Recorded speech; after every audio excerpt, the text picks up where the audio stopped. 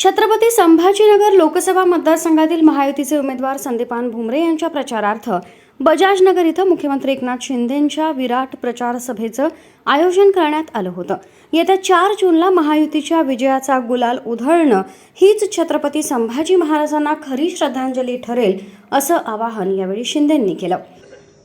ज्या क्रूर कर्मा औरंगजेब याने धर्मवीर संभाजी महाराजांचा अतोनात छळ केला, डोळे काढले, कातडी सोलली, घाण्याला जुंपलं,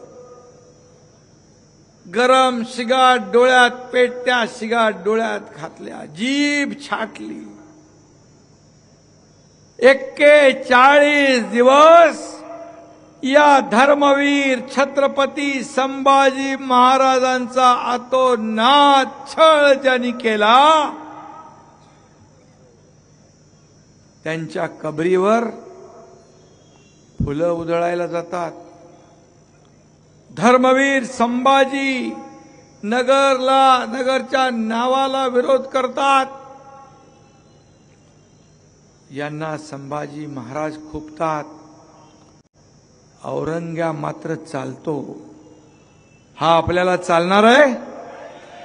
छत्रपती संभाजी महाराजांना ज्या दिवशी तुम्ही ते 4 तारखेला गुलाल उधळाल ती खरी श्रद्धांजली। संभाजीनगर या नावाला विरोध करणारे लोक आपल्याला खासदार म्हणून चालणार नाहीत। वंदनीय हिंदू हृदय सम्राट शिवसेना प्रमुख बाळासाहेब ठाकरे यांनी कायमच संभाजीनगरवर जीवापाड प्रेम केलंय, त्यामुळे येथील मतदार शिवसेनेशी एकनिष्ठ आहेत।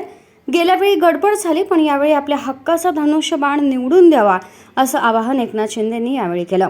मुंबईसाठी बलिदान देणाऱ्या शहीदांचा अपमान केला त्या इंडी आघाडीला अजिबात मतदान करू नका। उबाठाच्या काळात याकूब मेननची कबर सजवण्याचं काम त्यांनी केलं होतं, आता त्यांना स्वतःला हिंदू म्हणून घेण्याची देखील लाज वाटत आहे।